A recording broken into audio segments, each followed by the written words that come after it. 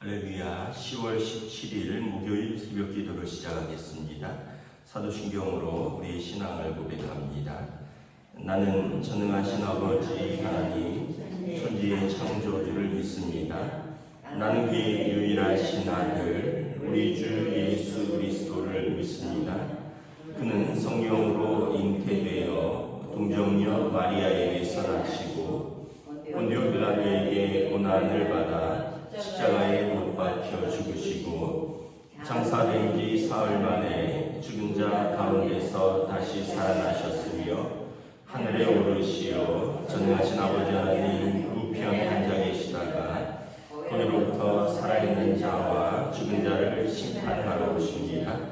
나는 성령을 믿으며 거룩한 공교회와 성도의 교제와 죄를 용서받는 것과 몸의 부활과 영생을 믿습니다. 아멘. 찬송가 491장 찬양하시겠습니다. 찬송가 491장입니다.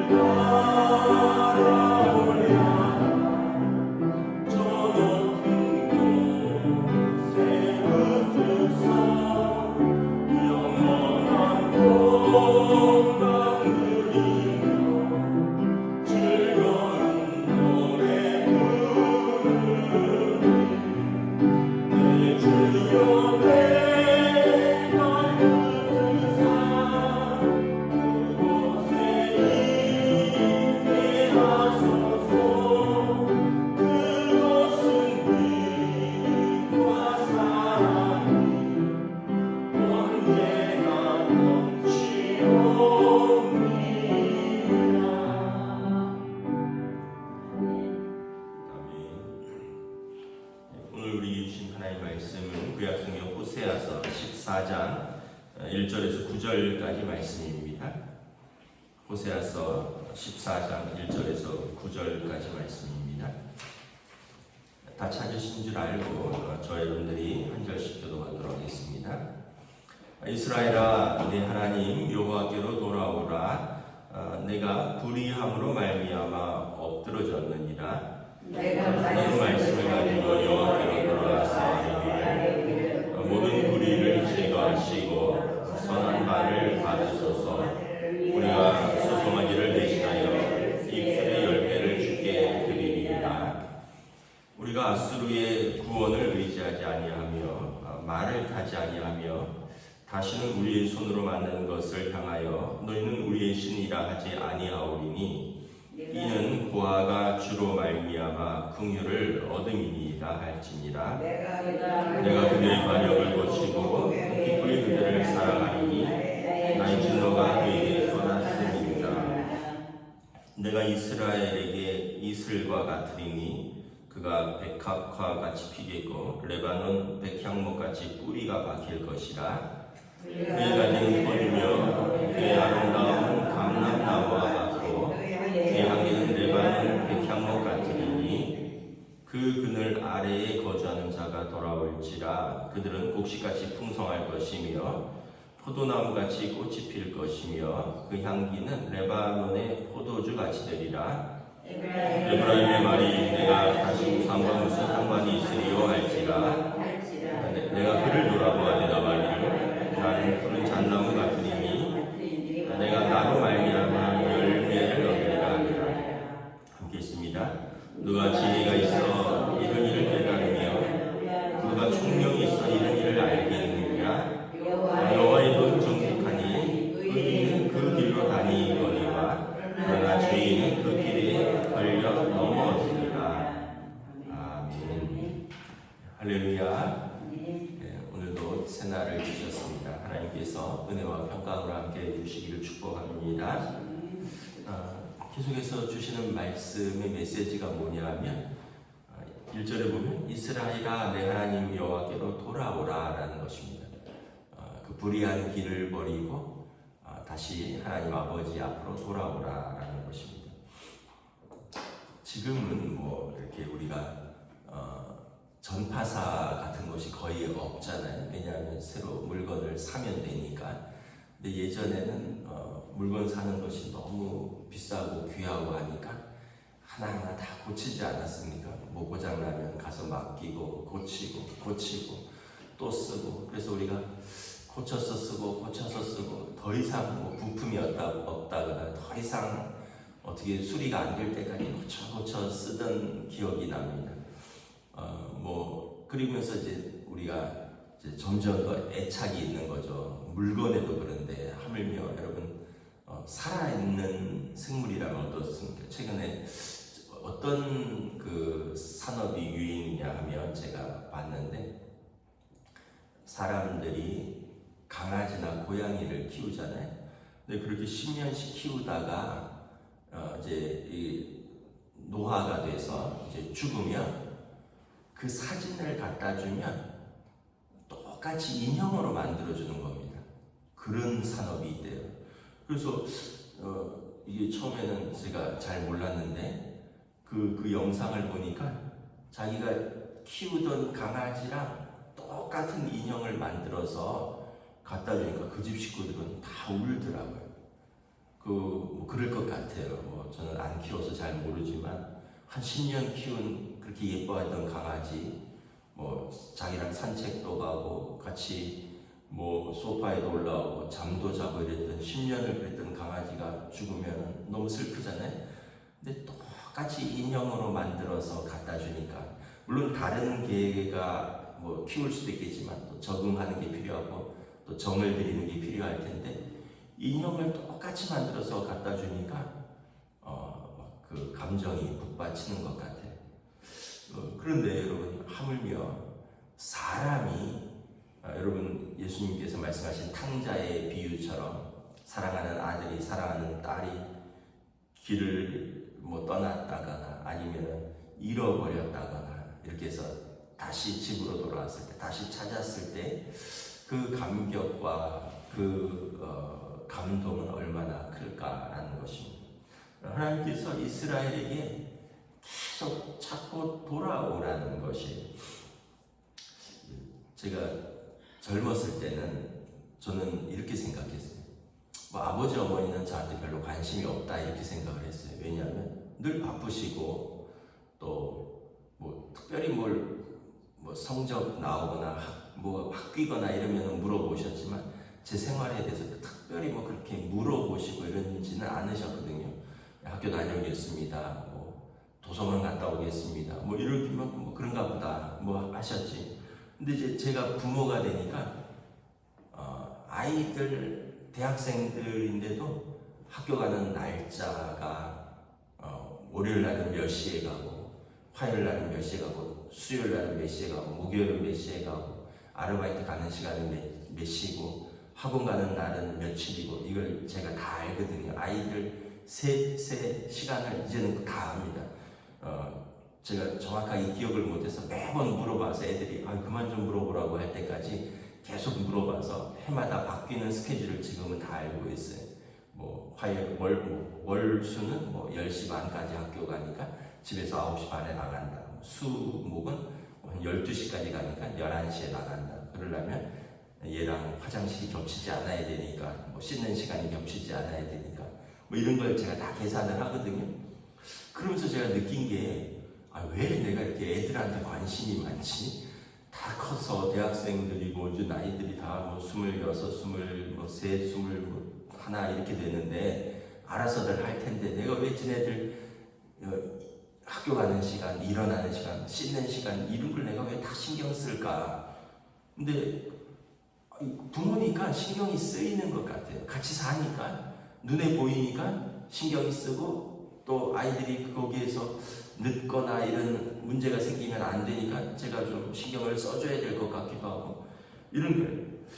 그런데 그러면서 제가 문득 우리 부모님도 저한테 표현은 안 했지만 아마 제 삶에 신경을 썼겠구나. 제가 뭐 학년이 진학을 한다거나 어떤 뭐 회사를 전 그때 회사도 다녔으니까 회사를 다닌다거나 뭐 늦게 퇴근을 한다거나 아침 일찍 나가거나 이러면 아버지 어머니도 다 신경을 썼겠구나. 저녁을 먹고 들어왔는지 아침 먹고 나가는지 몇 시에 깨워줘야 되는지 그러셨는데 단지 지금 저처럼 표현을 안 했을 뿐이지 마음은 다 쓰고 계셨구나 이런 생각을 제가 최근에 합니다. 하물며 하나님께서는 우리에 대해서 무관하실까? 아까 우리가 물건을 사도 그렇게 고쳐서 쓰려고 그러고 그렇게 애착이 가고 심지어 동물도 그렇고 자식은 뭐 말할 나위가 없는데 하물며 하나님께서 당신의 형상을 따라 당신의 모습으로 저희들을 창조하셨는데 우리들을 니네 창조했으니까 알아서 잘 살아봐라 이러실까? 아니면 오늘 말씀처럼 계속해서 이스라엘아 너 왜 그러냐?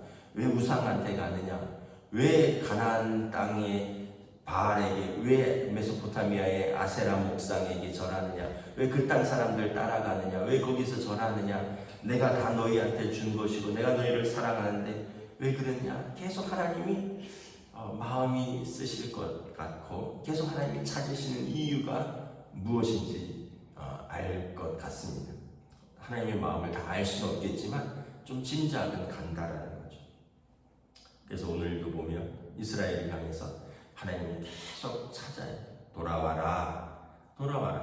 2절에도 보면 너는 말씀을 가지고 여호와께 돌아와라.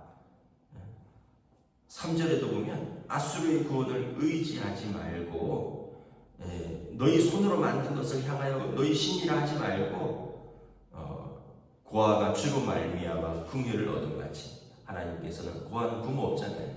시편 27편에 보면 다윗 왕이 내 부모는 나를 버렸을지라도 여호와께서 나를 영접하시리로다.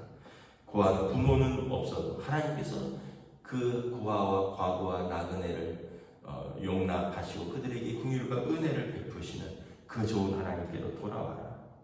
4절에도 보면 하나님께로 돌아오면 내가 그들의 반역을 고치고 그들을 사랑하리라. 나의 진노가 그들에게서 떠났으리라. 5절에 내가 이스라엘에게 이슬과 같으리라. 백합과 같이 빛겠고 레바논 백향목같이 뿌리가 내리라. 이스라엘은 비가 이렇게 항시 내리는 나라가 아니에요. 그래서 이 이슬이 중요합니다.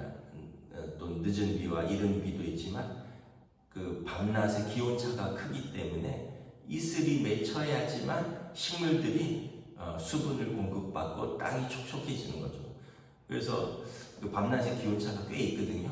이 이슬이 없으면 뭐 백향목, 뭐 백합화 이런 것들이 피기가 어려워요. 그러니까 다시 말하면 하나님께서 그들을 밤낮으로 조용히 살피시고 돌보시겠다는 거예요. 그래서 7절에도 보면 그 그늘 아래에 거주하는 자처럼 돌아오라라는 거예요. 돌아오면 곡식이 풍성하고 포도나무같이 꽃이 피고 레바논 포도주같이 향기가 날 것이다. 그리고 8절에 에브라임아 너희가 우상과 무슨 상관이 있느냐? 너희는 하나님의 백성 아니냐? 우상과 무슨 상관이 있냐? 너희 스스로 그렇게 대답하고 나는 하나님께로 돌아와서 푸른 잣나무같이 꽃 피고 열매 맺으라.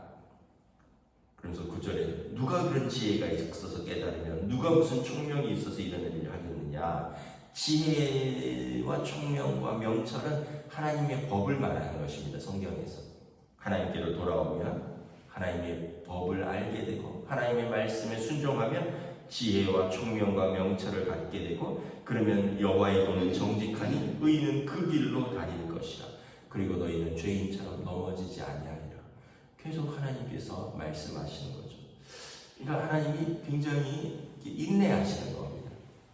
하나님이 끝까지 인내하시고 또 굉장히 자비로우신 거죠. 계속 설득하시고 뭐 사람처럼 막 급하지 않고 사람처럼 막 두들겨 패지 않고 하나님은 그냥 참을 때까지 참으시는 거예요. 도저히 안 되면 이제 드디어 아수르나 바벨론이라는 몽둥이를 드시는데 이 시간이 무려 300년 걸렸습니다. 솔로몬 왕의 아들 르호보암 때 나라가 갈라지잖아요. 갈라지면서 여로보암이 베델에 또 단에 뭐 세겜에 우상을 세우면서 이제 불순종하기 시작합니다. 다윗 왕 때가 주전 1000년경이니까 다윗, 솔로몬 또 그 아들 여로보암 때 그러니까 약 100년이 흘렀다 치고 그러면 이제 한 900년부터 북이스라엘이 망할 때는 722년, 남유다가 망할 때는 586년이니까 최소 250년, 400년을 하나님이 참으신 거예요. 참으시다가 하나님께서 징계하시는 거죠. 계속 주시는 말씀은 돌아와라. 여러분 오늘 우리가 이렇게 살아있는 건 뭐냐면 하나님이 참으시는 거예요. 우리가 이렇게 살아있는 것은 하나님이 기회를 주시는 거예요. 하나님 부르시면 우리는 변명할 수가 없습니다. 그때는 그 의로우신 재판장 앞에 설 것입니다. 그때는 여러분 검사처럼 우리의 행동을 다 낭독할 것입니다. 그때 예수 그리스도의 보혈의 피로 예수님께서 보혜사잖아요. 보혜사는 변호사라는 뜻입니다. 예수님께서 십자가에서 우리를 변호하실 것입니다. 그 사람이 그의 죄가 맞지만 그러나 내가 그의 죄를 위해서 십자가를 졌고 그래서 그를 의롭다 하기로 하나님 약속하시지 않으셨습니까? 예수님이 우리를 변호하시는 거죠. 그 기회가 주어졌을 때 저와 여러분들이 지금 살아있을 때는 우리에게 하나님이 참으시는 시간이에요. 하나님이 우리에게 기회를 주시는 시간이에요. 사람들은 뭐라 그러냐면 지금 말고 천천히 내가 믿을게. 천천히. 천국 있는지 어찌 알아? 가봤어? 그냥 그때 가서 보자고. 그냥 지금은 내가 마음은 있어. 마음은 천천히 그냥 알아서 할게. 이런 이야기들을 쉽게 하는 거죠. 근데 여러분 기회가 이제 끝났을 때는 더 이상 시간도 없고 돌이킬 기회도 없고 그리고 하나님 앞에서는 우리가 그때는 온전한 이름이 생명책에 있느냐 없느냐로 그냥 판단되는 마지막 순간밖에 없다. 그래서 여러분 기회가 있는 지금 오늘이라는 이 시간 하나님께로 돌아오는 것이 우리의 살 길이다라는 것입니다. 그래서 여러분 우리 겸손히 하나님의 말씀을 붙들고 하나님을 사랑하며 경외하며 믿음으로 사는 저와 여러분이 되시기를 우리 주님의 이름으로 축복합니다. 기도하겠습니다. 하나님의 은혜를 감사합니다. 하나님께서 끊임없이 이스라엘에게 돌아오라라고 말씀합니다. 호세아 선지자에게 집 나간 아내를 끊임없이 다시 찾아오라고 말씀하셨던 것처럼 하나님께서는 우리를 찾아 나서고 예수님께서 우리가 죄와 어둠에 팔린 우리를 십자가에서 속전으로 값을 치르시고 우리를 속량하시고 하나님께로 다시 부르셨습니다.